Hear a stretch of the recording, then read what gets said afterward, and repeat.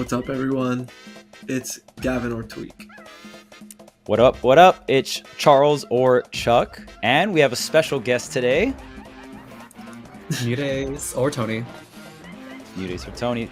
Unfortunately, we don't have Haz or Pink today, but the show must go on. And if you guys do enjoy the show, make sure to like, comment, and subscribe. Check us out on all the other platforms like Spotify and Apple Podcasts. And if you really want to support the show, make sure to check out our Patreon. We're going to be recording a bonus segment at the end of this episode, and we're going to be talking about what makes a character difficult to play. What actually makes characters hard to play in Smash? Is it the electric input, or is it a bunch of the other stuff, right? Big question mark.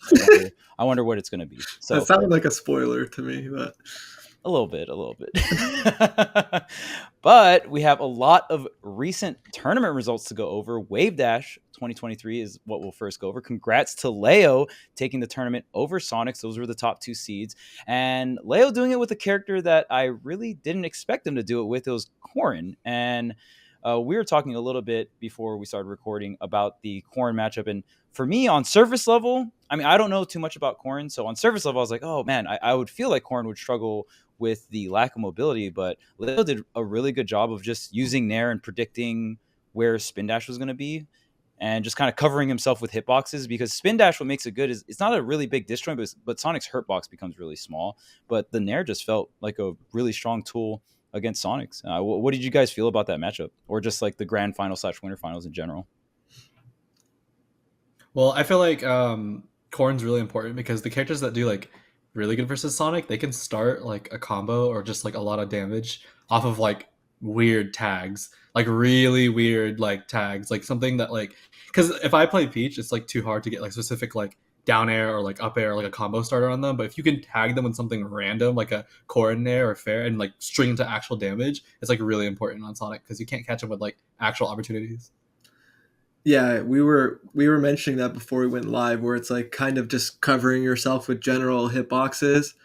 And with Corrin, it's like they could all end up being the same combo starter. Like it'll all lead into the same damage no matter like what move or when it comes out.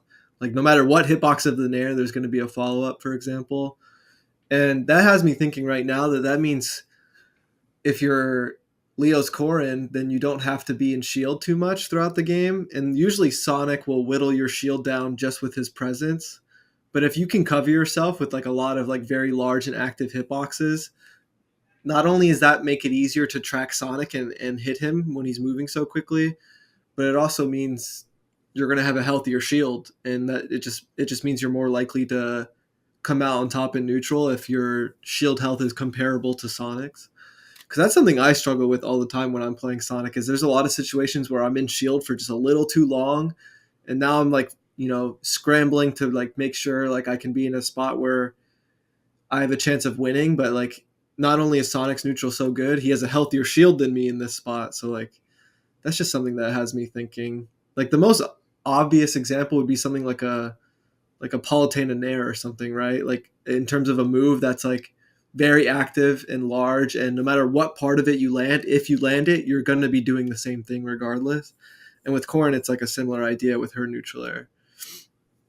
Yeah, and something that I really enjoyed watching, and I think you mentioned this as well, Gavin, was just the frame trapping from Corrin is so strong. So usually a lot of characters struggle dealing with that frame 2 air dodge, right? It's so pesky to deal with. Characters like Fox or Sonic, and there's a bunch of other characters. I think every single Spacey has a frame 2 air dodge. So there's just a group of characters that have frame 2 air dodges that not a lot of characters can frame trap as well as Corrin. And with Corrin, it's like, oh, okay, well, Sonic air dodge, it's okay. I'm going to frame trap into another Nair anyway and just keep it going. And even the conversions coming out from Leo, I don't think it was anything like like Shattuck's conversion, right? Like a lot of the solo main Corrins, but it was good enough. A lot of 2 to 3 pieces, but fundamentally, Leo just played it so well. A lot of short hops, a lot of full hops. I didn't even really notice that too much, but yeah, Leo barely shielded at all, was just practically in the air all the time. And it was like, okay, well, if Spin Dash does come at me, I'll just go ahead and Nair it out and see what happens from there. And it worked out really well.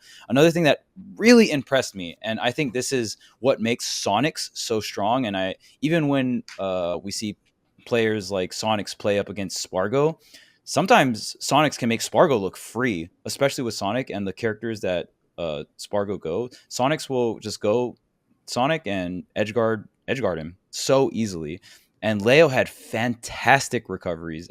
As I'm saying this, an edgeguard is playing. So that was a really good edgeguard. For those who are watching, how did that Sonic down tilt connect on Corrin's up B? Oh, the down tilt. Since when does that ever happen? Yeah. I was watching this live and I said out loud, that was the most tournament moment I've ever seen in my life. Why did that down tilt hit? It hadn't hit all day. Yeah. Like, I didn't even know if that move, like Corrin's up B is kind of crazy, right? Like, in terms of it's really big, but her 2-frame's not that good. Like, you'll consistently get hit by like Ridley, forward tilt, and stuff like that. I see. Oh, like her snap. Down yeah. Like, that was just a 0 to death, and that down tilt was just like the icing on the cake. Like, yep, it's gonna work this one time. This like in these 2 best of 5s. Like, I was so mad. Like, not because I wanted like a particular person to win that specific match or interaction, but I was like, that would only happen in tournament. Like, if that was me, that down tilt would have hit me too, even though Diddy's like recovery is so good. I just know I would have died somehow. Like, I don't even know what I'm saying at this point, but I'm sure anyone who's competed knows what I'm talking about. The specific that was the chosen down tilt, chosen Sonic down tilt. Of all 3 sets, that was probably the only one that connected, and it mattered the most. It wasn't even for damage. It was like, oh, that down tilt actually connected while you had no jump. So now I'm gonna follow up off the down tilt, put you in the exact situation, and put the perfect back air because this is your only recovery route. It was a pretty insane sequence for sure. 2-framing. It was a good sequence. It was a really crazy comeback from Sonix. Yeah, and Leo's recoveries were just so crazy because we usually see the standard Corrin back airs where you're back airing to get back towards the stage, but there was a handful of reverse back airs where he actually back aired and pushed himself away from the stage, then double jumped and like did a bunch of creative recoveries. And I know Leo during the interview specifically said a lot about just not wanting to play a character that has a trash recovery in tournament. And he's Aegis, obviously on paper, very strong character. I think a lot of top players would at the bare minimum put Aegis as a top 5 character, if not top 3. But Leo just wants to have something more reliable. And I don't even think Corrin's recovery is anything special. It's nothing too wild, but it's definitely like above average or average at the very least. I think it's harder to deal with specifically because if you have like a counter or something, then it becomes pretty rough. But like when it comes to like Aegis, it's like every character has that 1 or 2 thing that like can lead into a stock. But versus Corrin, I feel like you either have to be playing a specific character or something like that. Like, for example, I like playing Sephiroth versus Corrin because that matchup's so bad. I just counter everything and all that stuff. But like with Sonic, like he has to try to out frame data Corrin and like try to get there before Corrin inputs anything with like a quick like homing attack or forward air. But if he doesn't get there or if he doesn't have time to get there, he has to go for the 2 frames, which is reliable if you're Sonic, but like I see what Leo's getting at. And something that's interesting about Leo's Corrin is he started using it, it was winning, and then he stopped. There was no like there wasn't something that like stopped Leo's Corrin from winning. No, there is. He was at that European tournament. Me and Leo talked about this because I like Corrin. I play Corrin a lot. We talked about this. He actually ended up losing to Meister that one time. Yeah. And then he said Corrin's bad and then stopped playing Corrin because he never loses with Meister killed the Corrin? Yeah. It was that European tournament. Like, I don't remember, but like he played Corrin, lost, and then went Mithra and just won. And then he was like, I'm never playing Corrin again. I remember that. Yeah, I remember that tournament. I didn't know that deterred him that much. Yeah. That's funny. Losing to Meister deterred him that much. I mean, and it's like a sword character, right? I think back then, especially, everyone's mentality was like, if you're losing with a sword character against Game & Watch, what's going on, kind of deal, right? I think Game & Watch meta has kind of evolved since then, but we'll talk about that later. But it's interesting to see Corrin have. I wouldn't even say a resurgence because we have players like Neo in Japan, right?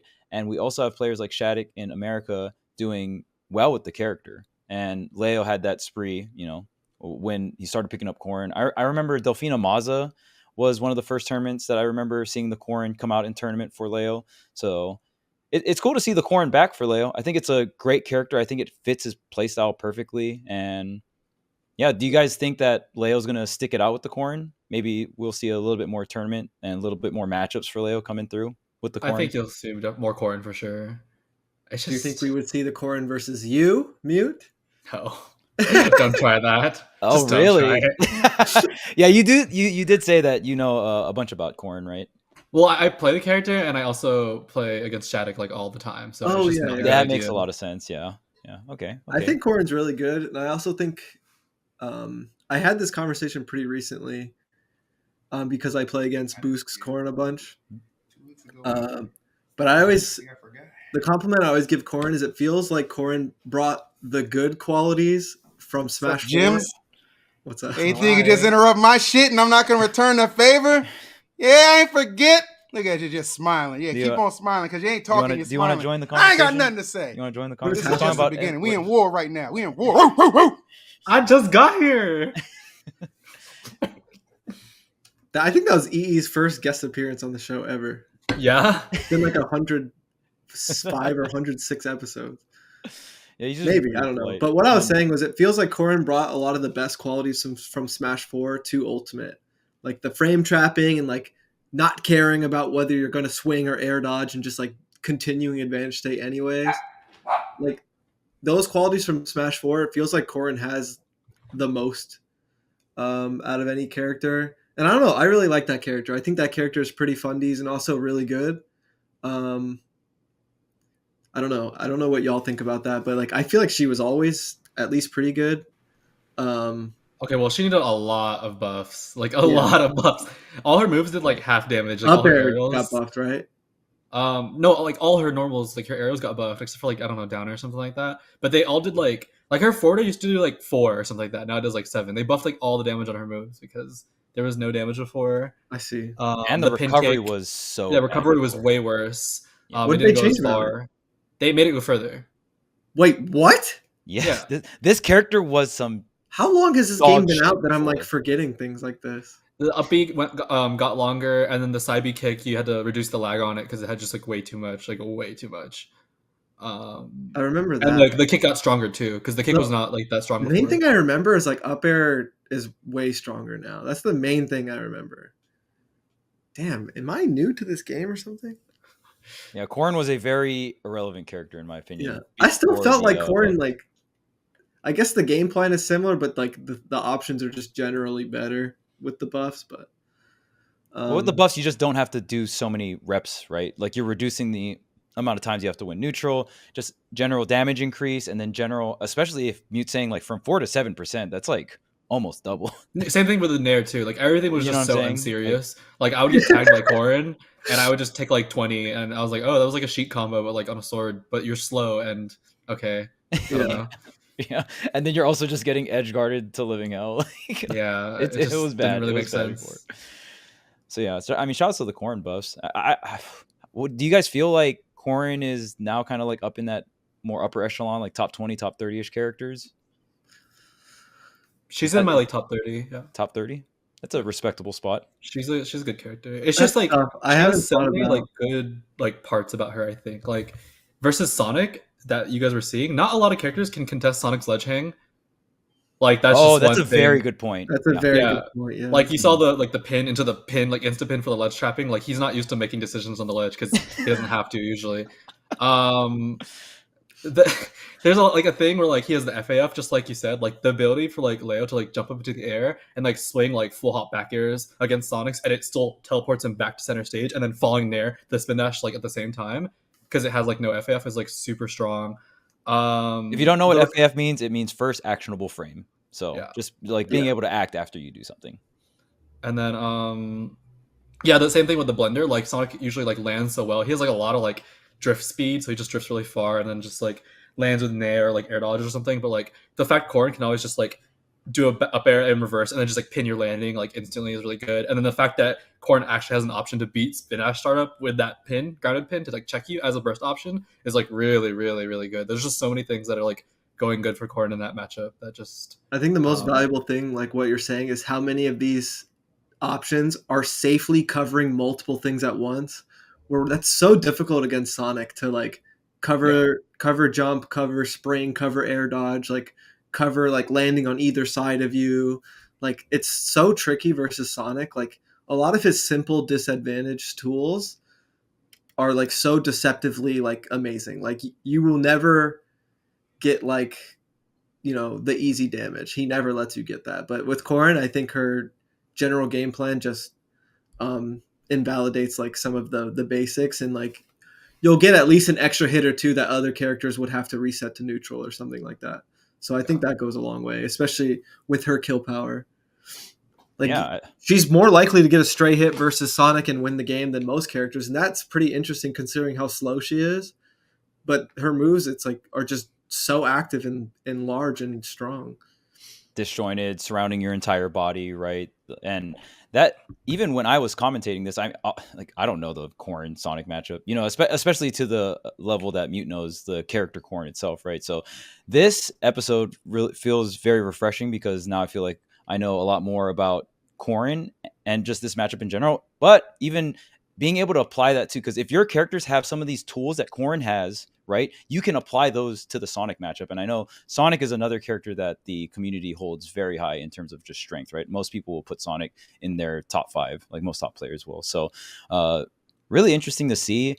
And this is a perfect episode to bring Mute on because I just didn't know Mute knew that much about Corrin. I didn't know you were like you played the character that much and you studied the character that much. So, I mean, in your opinion, what are Corrin's bad matchups? Like, what are the characters that kind of hold Corrin back from being pushed into that maybe like top 20, top 10 lineup? I think Corrin, like, it's weird because some of the matchups are really like niche. Like, there's not that many Sephiroths, but that matchup is like not good, like at all. It's so funny because I've been playing it lately, and I actually love that matchup. What are the chances? Yeah, you were grinding that, right? Corrin. Yeah, I played Diddy and Sephiroth, and like both characters do so well versus Corrin. What's it called? Snake is really bad. Like Shattuck has been struggling with Snake really hard lately.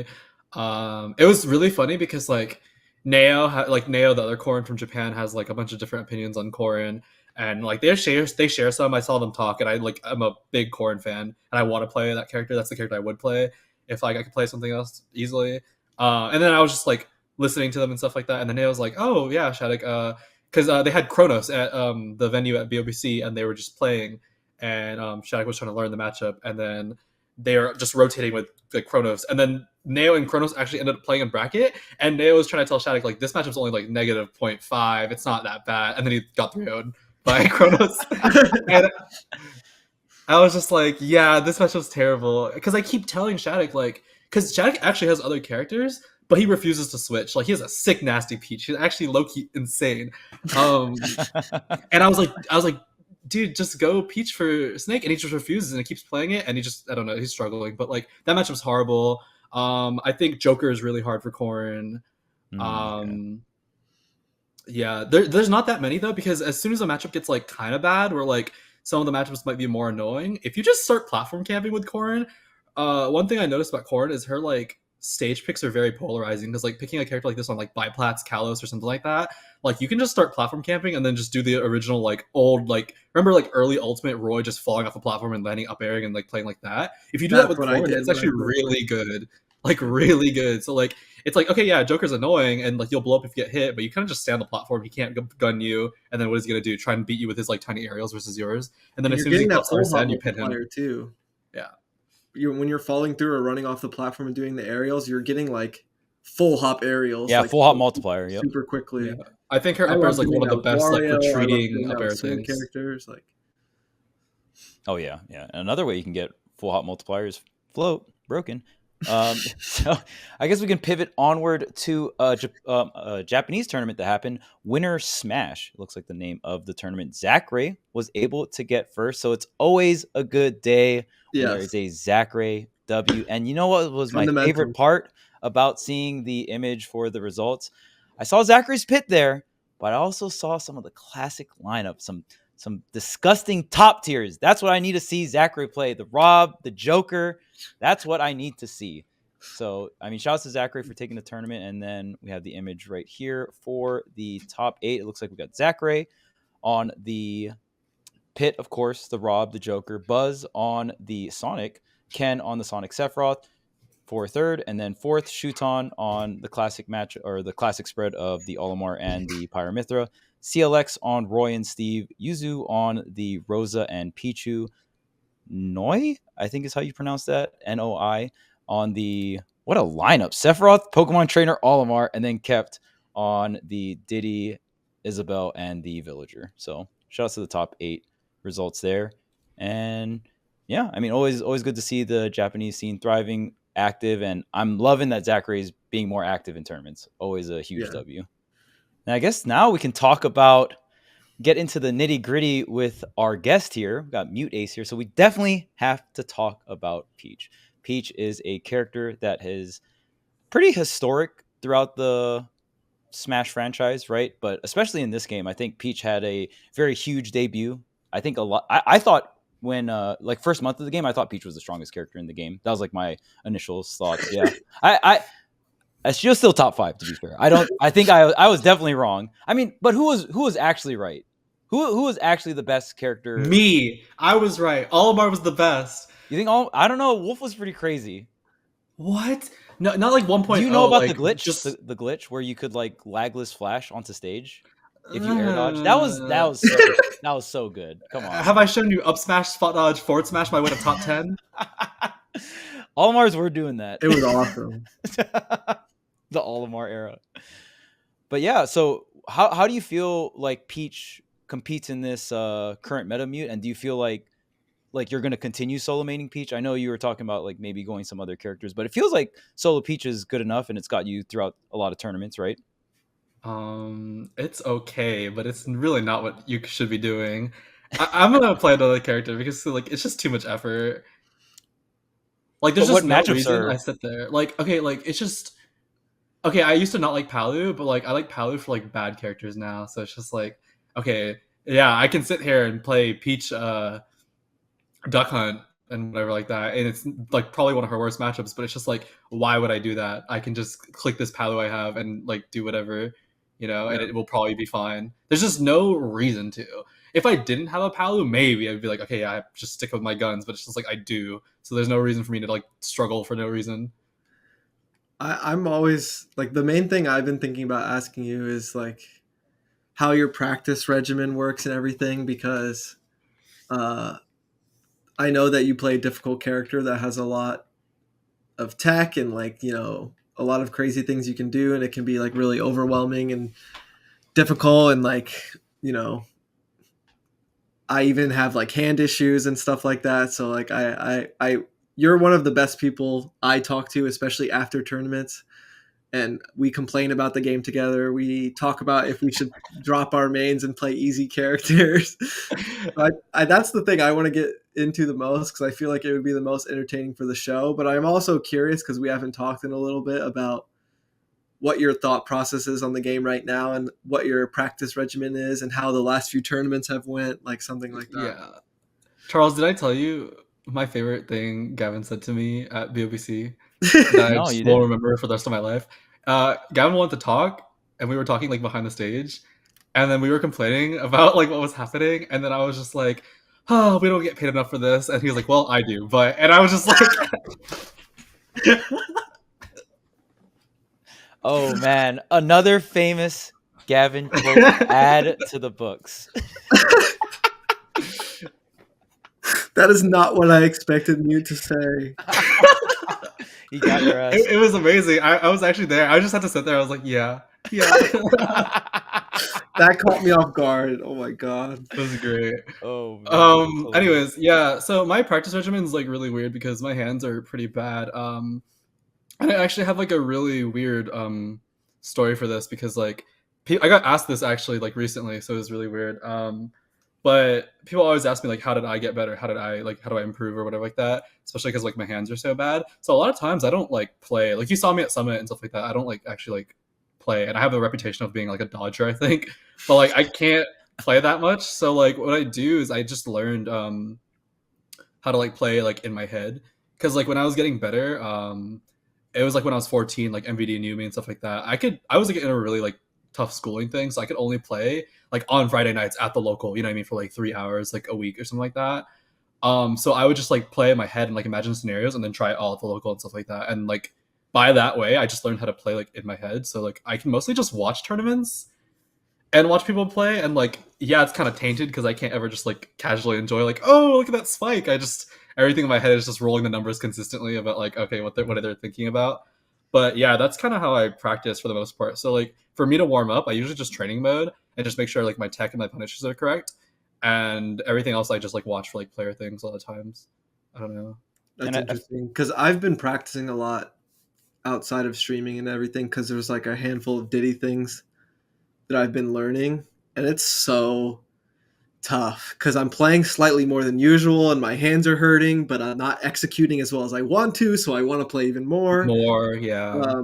But that's something I've talked a lot about on the show as well. Like, and I've been playing in my head so much that I just want to play the game as well, like so bad to just try all the things.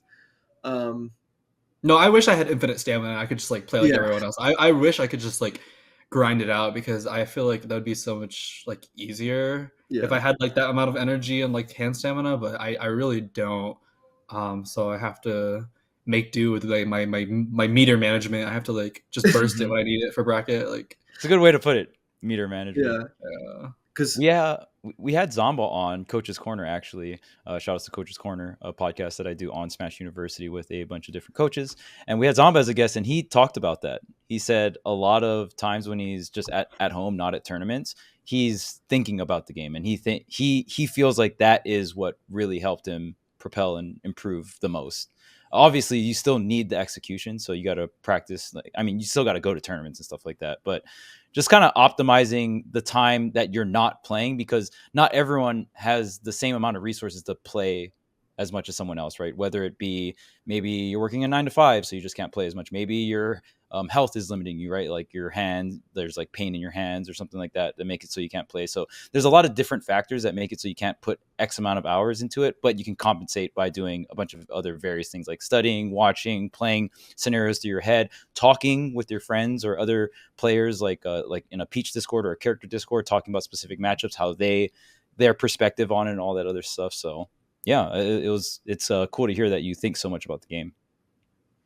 Yeah, and it's funny you even mentioned like Peach versus Duck Hunt, and it's just funny how, because when I first started playing Ultimate, like I was not like Peach adjacent character wise. Like I did not have respect for Peach. I thought Peach was super stupid and broken. But then when I've been playing Diddy for a few years, and it feels like Peach is no longer the enemy, and it's like Peach is like my best friend in terms of like because when I talk to Mute about the game, like the complaints are so similar, like difficult matchups are always similar, and like it's really helpful because like Mute will come up and say, "Oh, I have to play against this player," and we chat about it. And not only is it cool to like try to help someone, but it also feels like I'm helping myself because like, you know, if we use Duck Hunt as the example, that's also Diddy Kong's worst matchup. So it's like, and they look at us like we're crazy if we say that. And it's just like, oh, this is so hard. And they're like, you're so bad for listening to this bottom 5 character. It's like, well, it's really not like that, but it's their lack of knowledge. They just don't know, right? Because there's so many Talking matchups. to someone who gets it is so important. Like, because they don't know how hard we have to work. They just don't understand. Your guys' bond really reminds me of something like me going through basic training. Like when I went to Army basic training, I grew so close to so many people because like we're suffering together in this environment. And so you mean we just work a job together? We just work like a normal job together? Yeah, you guys are like going to work and you guys are like, damn, dude, this shit sucks. Like I have to do this, X, Y, Z, and then you guys are just like, yeah, man, like what the hell? You know what I mean? You guys are suffering together. That's how you're bonding essentially through the experience. I love mutual suffering. It's funny because my conversation with Mute after Battle of BC is why I tried to take a different approach to the game, and I was begging Mute to help me decide on a character, and Mute was like, all right, we're gonna go home, we're gonna look at all the characters in the game, we're gonna decide like what works for you, like something easy, blah blah blah. And then like I played Mega Man for a week or two, and I'm just playing Diddy and Sephiroth again. And I even messaged Mute, and I was like, I'm just gonna do what I want to do. I'm never listening to anyone ever again, blah blah blah. Like I'm just gonna listen to what I want to do. And it's funny because Mute responded and said he had like a similar thought process like that day. And it's just we're just stuck with this lifestyle forever. Well, I told you though, I was like, if you want to do it, just like set your mind to it and know that's what you want to do, so you don't even think about any other options. Yeah. You know what I mean? If you want to ego it, then you're gonna ego it. Like that's it. But like that's just not what you have to accept. Yeah. We also talk a lot about our Smash Bros compared to what Smash is right now. And that's something we've talked about on the show a little bit. Like, you know, ego and accepting like new characters and new play styles. And like, I don't know, it's very difficult when you're playing a character like Peach or Diddy and like, you know, bending to the rules and like trying to survive in like a game that's ever changing, you know what I mean?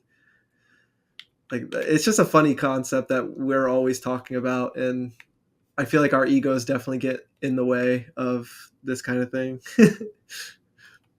Yeah, because we don't want to like what we talked about is we don't want to like conform to like what like new ult is and like the like main strategies and stuff like that of the meta to like do certain things. So I was talking actually to Ramses about this because, you know, I was just in France and I was with Ramses. I was talking with Ramses and I was like, okay, after like playing a lot of like different countries and like watching them, like the video I made was probably more like a case study of like how to win an ultimate, more like a case study on Japan. So it's just like in my head, like I don't know what America's doing. Don't ask me that. But like Mexico seems like they're like best people, like prize, like they believe in human error and they just want to like punish it as hard as possible when that does happen inevitably.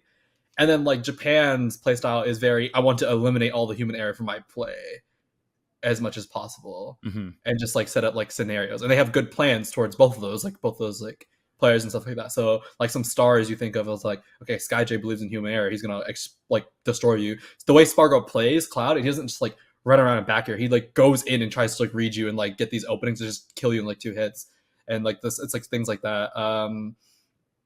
And I think that even speaks more to like Leo's like switch to like Byleth compared to like Joker when he was like saying that like switch. He wanted to like hit harder, be more like punish harder for like people's mistakes.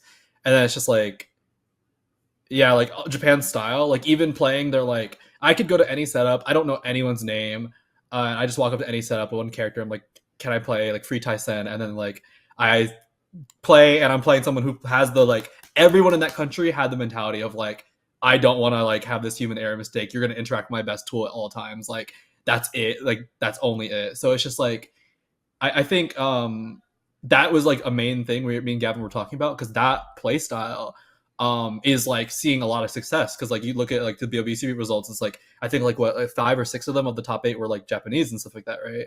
Yeah. And like I think 2 more of them were like 9th, like T and like someone else, and they got eliminated by each other or something like that.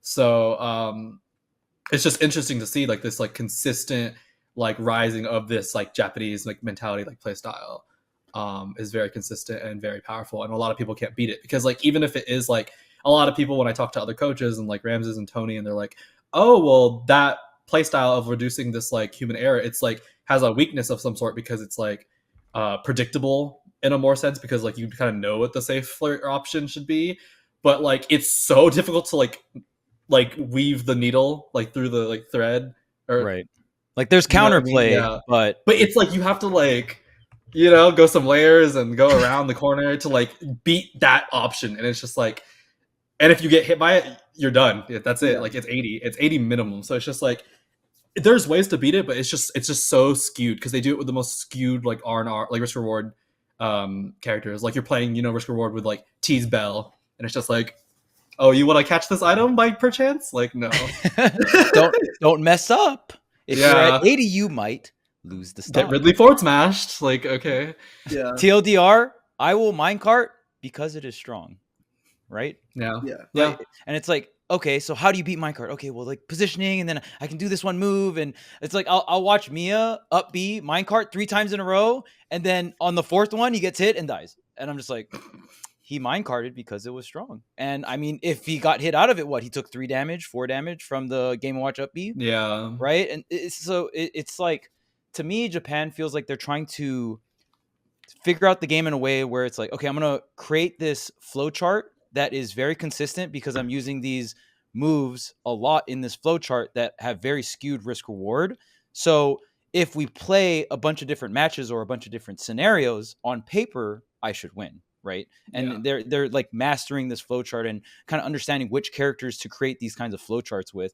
And obviously, Fighter Pass 2 has really great characters for these kinds of strategies, in my opinion, like particularly Steve, right? Steve has a lot of options where it's like they're almost like why not options. And even before, I used to call options why not options. Even when Ultimate came out, I used to say Paul Lunaire is like a why not option, right? Right when the game came out, it's like, why not Paul Lunaire? Why not Olimar up smash? Like, these are moves that just have such high reward, and even if you get punished, you're probably not taking that much. So it feels like Japan is pushing the why not move metas, where it's like, oh well, why wouldn't I do this move? And charge then shot.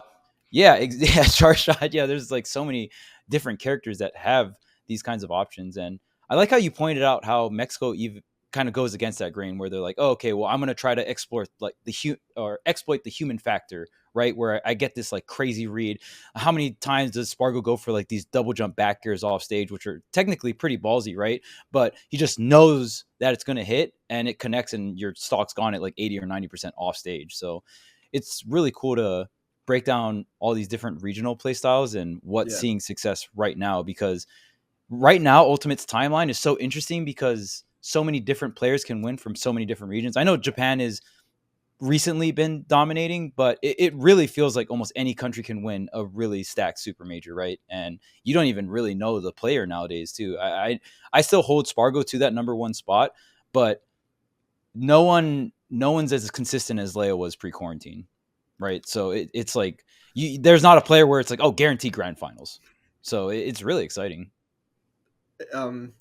Someone that comes to mind right now is Gluto, because if I talk to someone like Mute understands my doubts and my anxieties with my playstyle, my character choice, like my Smash Bros, and like, you know, how difficult like executing everything can be, and like what happens if you wake up one day and your hands aren't like cooperating with you, like whatever that may be. But when I talk to someone like Gluto, you know, he's been playing Wario since Brawl. I play Wario, and there's so many things I can relate to with him. But when it comes down to the deep like depths of anxiety and like, you know, doubting your character choice, and it's like I can't like get through to him. He's like, yeah, like I'm just gonna win. Like I lost. Like I just need to play better next time. And it's like he's playing like Wario versus Kazuya, and like he's just gonna run it back next time. Or and, Wario Sonic. Like that's why like talking to Mew is so special to me, because it's like we can talk about like all the different paths we can take after a rough tournament. Even though I know which path I'm going to take, we can at least consider everything and have an honest conversation about the state of Smash Bros. Both Gluto's like, yeah, I'm just gonna win, or yeah, like I just like, it's just, how does he not doubt Wario ever? Even after a rough day. I mean, he played Smash 4 Wario. I feel like his expectations for Wario were so low from Smash 4, so it's like such a huge upgrade. It's like, oh wow, well, like, but when you're that good at the game, you don't at least consider that you could like do what they're doing. You know what I mean? Yeah. Like some players, it's not even an option, and that's what Mute was just saying. Like if you're gonna do something, don't even consider anything else. You know what I mean? But that's why like Gluto doesn't consider anything else, because that's just like his mind's like locked on that, and that's like what he's gonna do. Like you are not influencing him. He's ironclad. Like he's on his path. He's going. He's gonna hit that tree in the road, but he's gonna keep going. Like he's just revving that gas like against that tree. Like it's okay. Yeah, I guess for me it's like I've dabbled in so much that I can't help. Like I've gone down so many different paths, even if some have been traveled more than others, that when I have a rough tournament, I can't help but consider, oh, what if I went back to this character I used? Or why can't I just pick up Steve or Cos? You know what I mean? It's like when something doesn't go well, since I've dabbled in so much, I can't help but consider it. Well, see, I'm glad you tried Mega Man, because like at least I'm glad you tried Mega Man, because like then you came back and you're like, oh, I know I don't want to do this. Like I know I would just want to, like, you know what I mean? It just gives you perspective. So it's like it's good that we like just have an open mind to these things, I think, just to like keep things in perspective.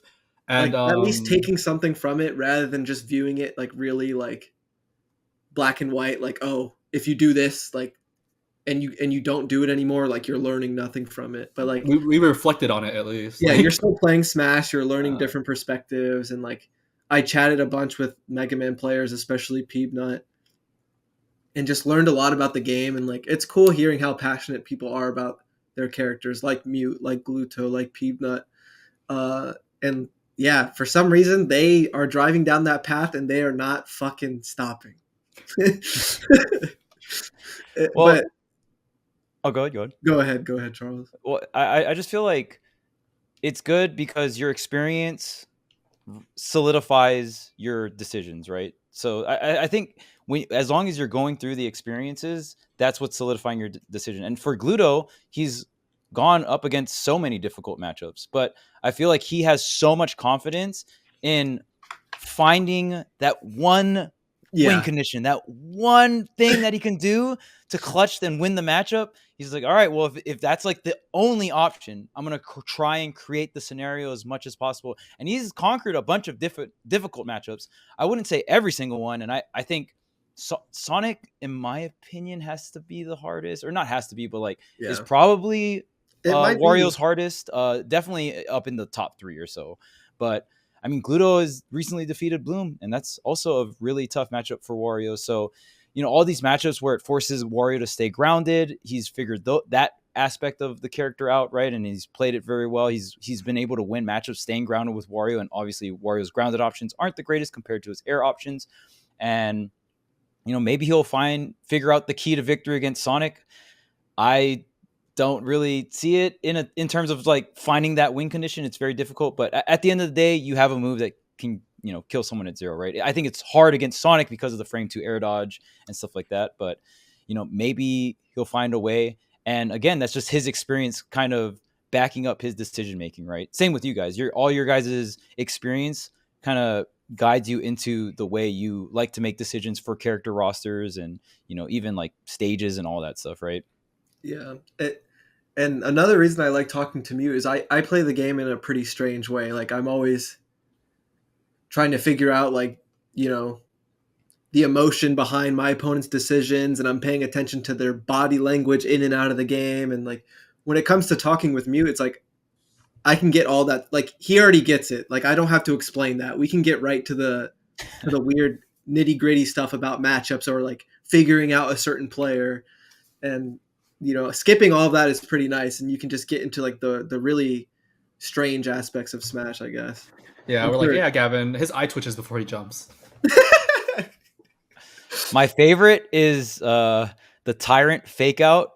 Like Tyrant will like physically move his body when you're playing friendlies with him and he'll do that to make you think he's gonna swing, and then like he does nothing. So he literally like does this, does nothing, and then the air dodge will come out and then he'll hit you. Like all the IRL mix-ups, or like acting like you're mashing, right? When Rob buries you and you're rotating your hand, but your hand's like hovering over your controller and you're not actually making actually doing the rotations and stuff like that. I love all the IRL mix-ups. Like if it's about like Spargo, it's like, is Spargo gonna do an empty jump cross slash this time if I do this? Is he actually going to camp like I think he is, or is he, or are certain things going to influence his defense or offense? Like getting into that is so interesting because we're not mind readers, but we can use what we can to at least like anticipate how the set is going to start. And if that can give you just a small advantage in like a best of 5 scenario where you can steal a stock or you can steal a game, like that goes such a long way. Having that head start on them is so important. I think I do so well with like prep time. Yeah, exactly. Compared to like most people, because like if I have an idea of what someone's gonna do, it's not really close. Anything to hedge your bets, right? Yeah. It's nothing is absolute, but anything that can just increase it by even just 5% increased chance to, you know, get the double jump read and Gimp Cloud at 50% or something like that. Getting like the ball all these rolling things or getting data from things that seem to be like nothing is like, that's what I do, and that's like why I play. Like that's the fun part. So you know why? Like a specific reason why I think I'm really glad you brought up Gluto, and I want to like talk about it because the reason why I think Spargo is the best because someone was asking me, and I was like, they were like, oh, who do you think is like the best fundies like me? But it's just like, why would I answer that? Because it's just like that feeds into like our whole thing we were talking about, Gavin, about like our version of Smash or something like that. It's just gonna like the ego. yeah. So it's not really like there's no like point to that conversation.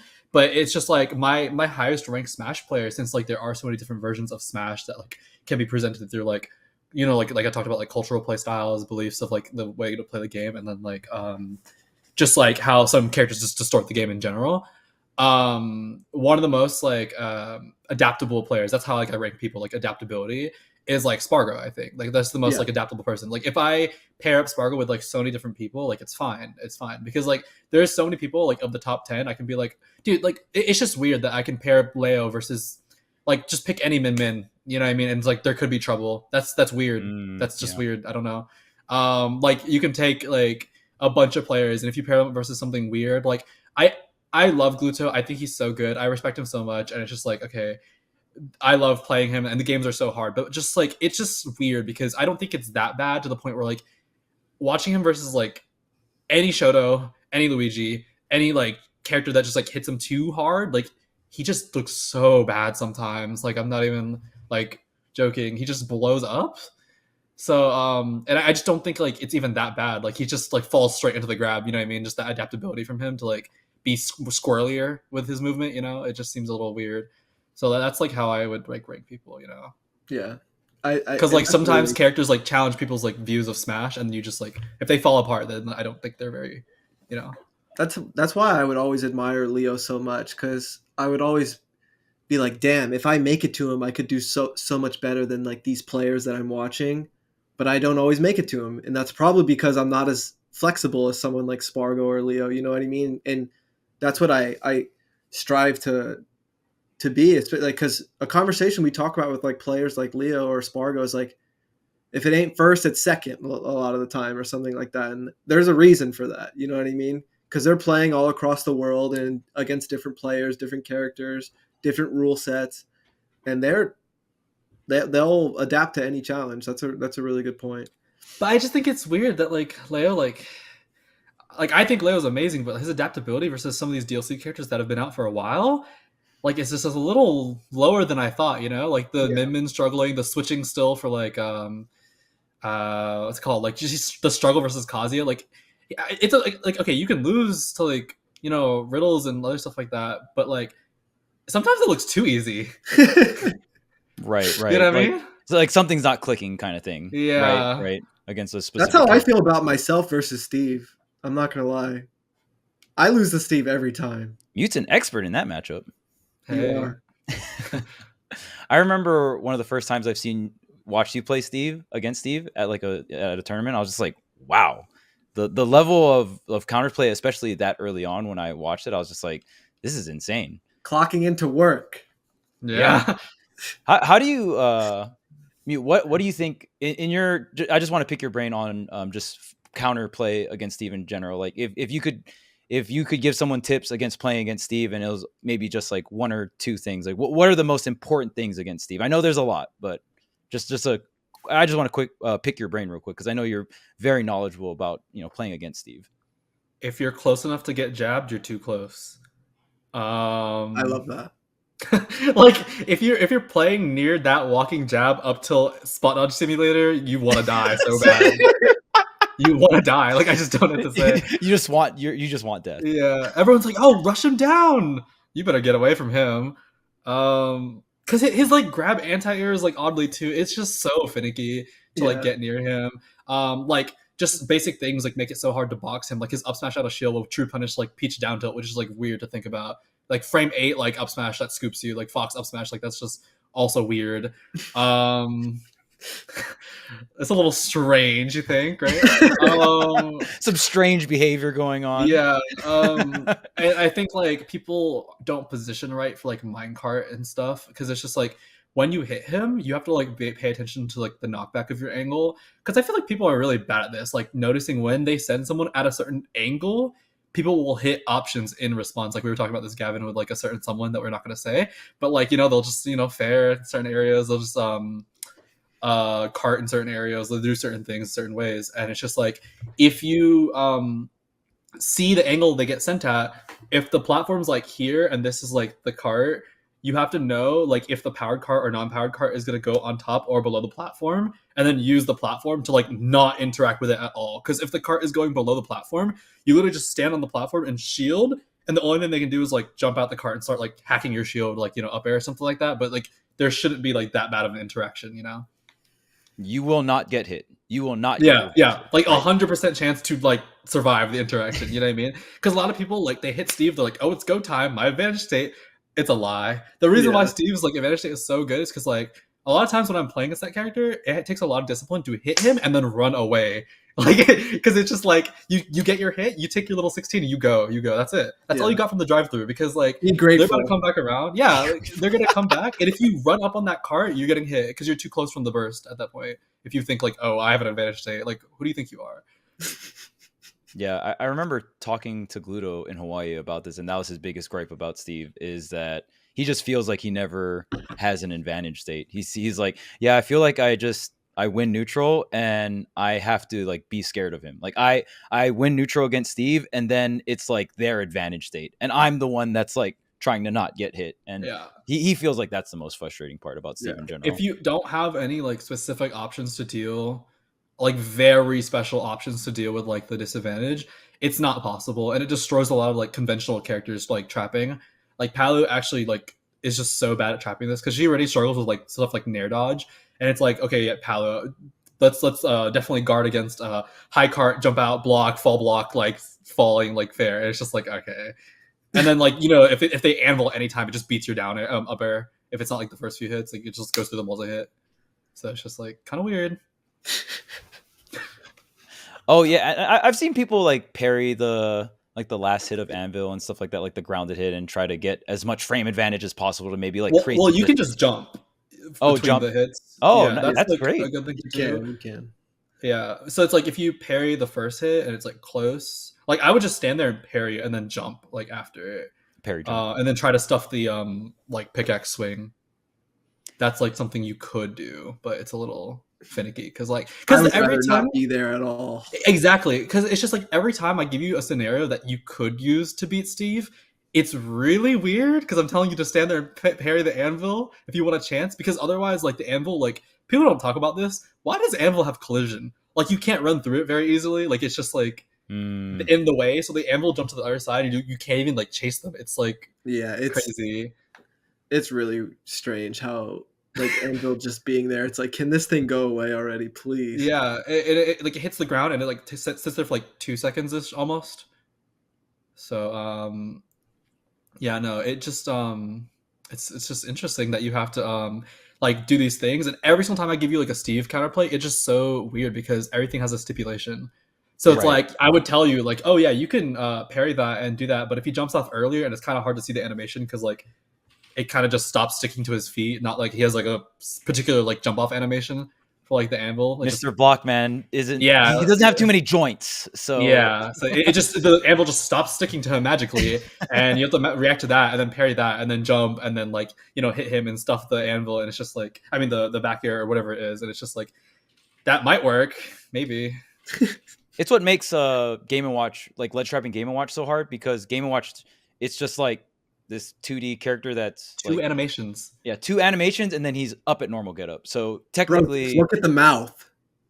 Oh yeah, as he rolls and then down smashes you and you die because you tried to do D4 till activity hit it. Yeah. So Steve has a lot of animations like that as well. Even like when Steve like techs in place, he kind of just like lays down and like stands up. You know what I mean? Like he's not going through fluid motions, and most top players, whether they know it or not, they're subtly reacting to certain things, especially ledge trapping. Because certain characters' ledge animations, like when they start a roll, then you can kind of like, oh, okay, I can already start going over here and charging the up smash and stuff like that.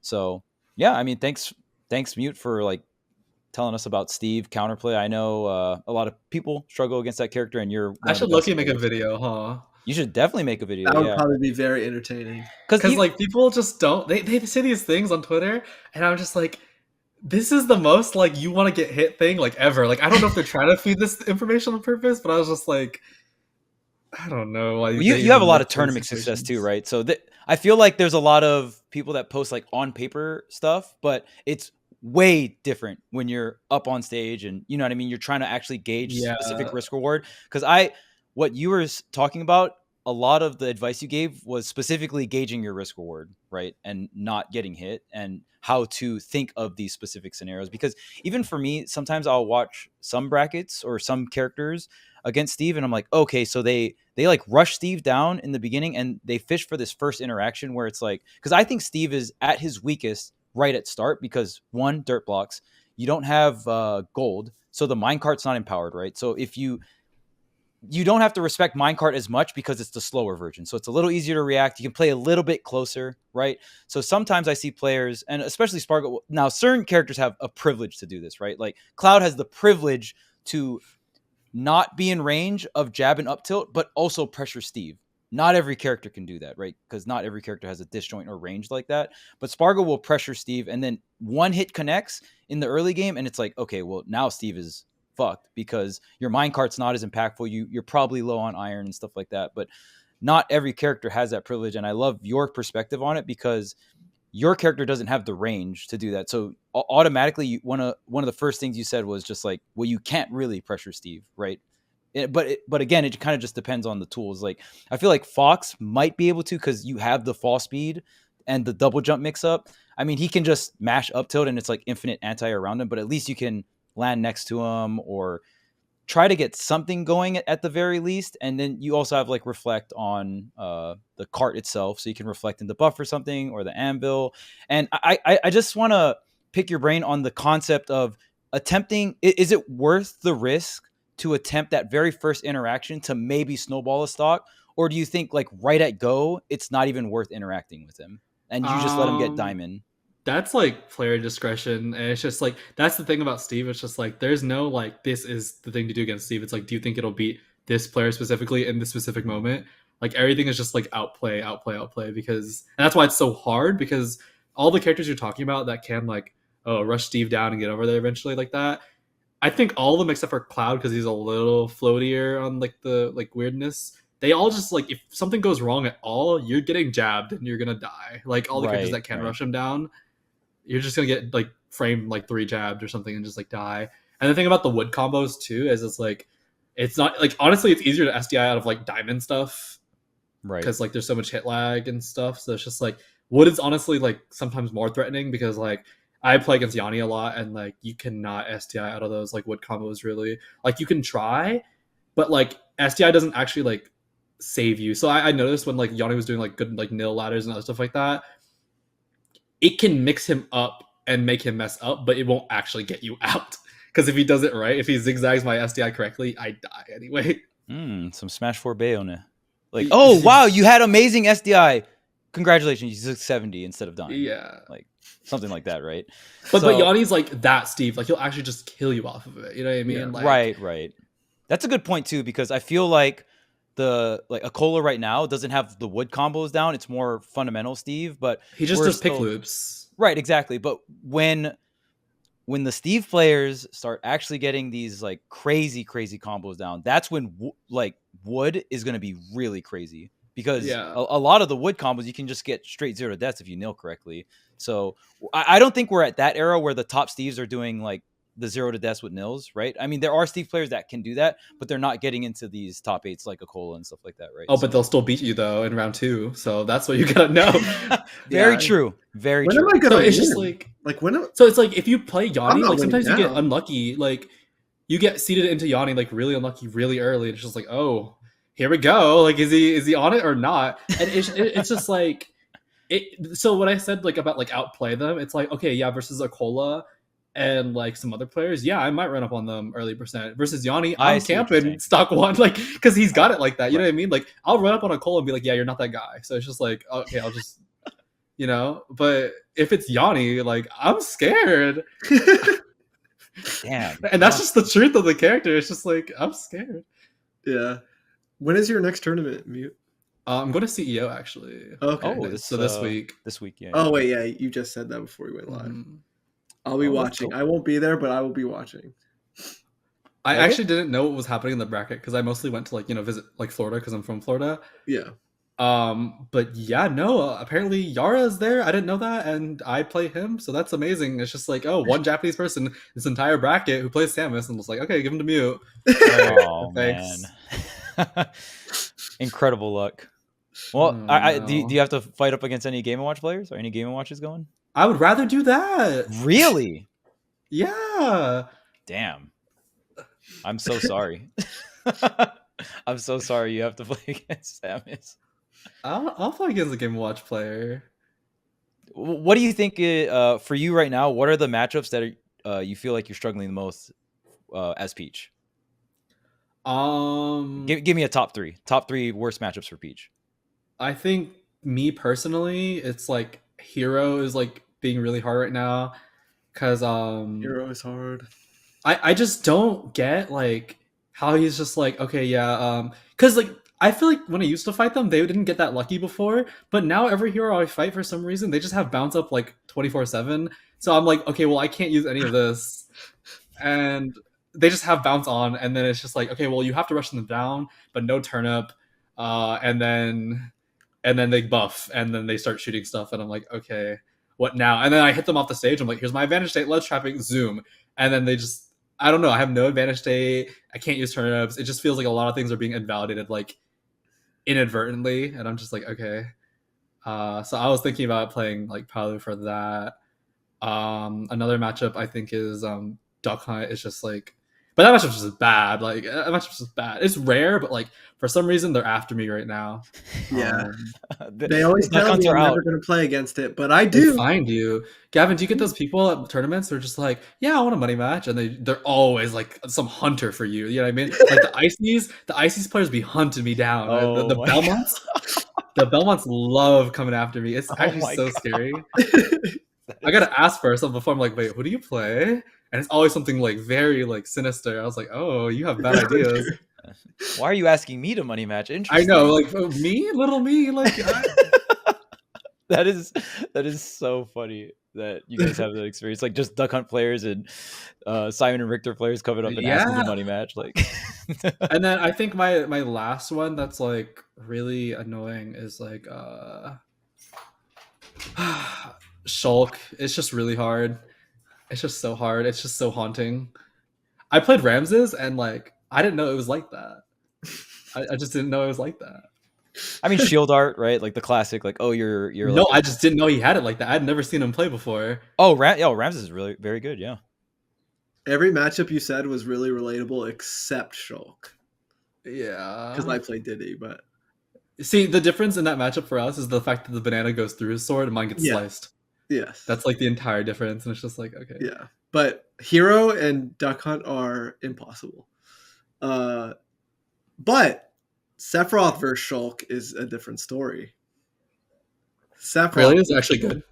I can't do it. Really? How do you play Shulk versus Sephiroth? I don't know. I've Is never it seen bad that for matchup. Sephiroth? Dude, Or- I've never lived to triple digits ever. Oh, that's funny. Like No. Smash Art just like completely destroying you. I mean, does Fair beat out your charge up beat a ledge? Yeah. Oh no, that's not good. Smash Art forward air, just like hitting below the ledge and like Sephiroth just try to recover, you're just done. It's not fair. Yeah, Alright, no, guys. he was doing some crazy things to me.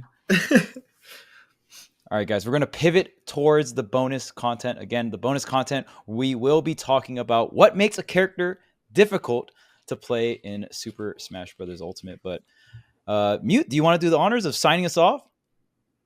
Sonix off? Like saying bye. Yeah, like we're done.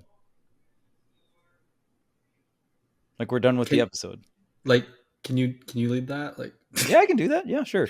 Gavin? Wait, no, it is Tweek Talks. Tweek? Yeah, I'll do it. Thank you so much to Mute for being a guest today. Probably one of my favorite guests yet. Thank you so much for watching. We are going to pivot to the Patreon bonus content. Thank you so much for supporting the show. Bye. bye, thank you.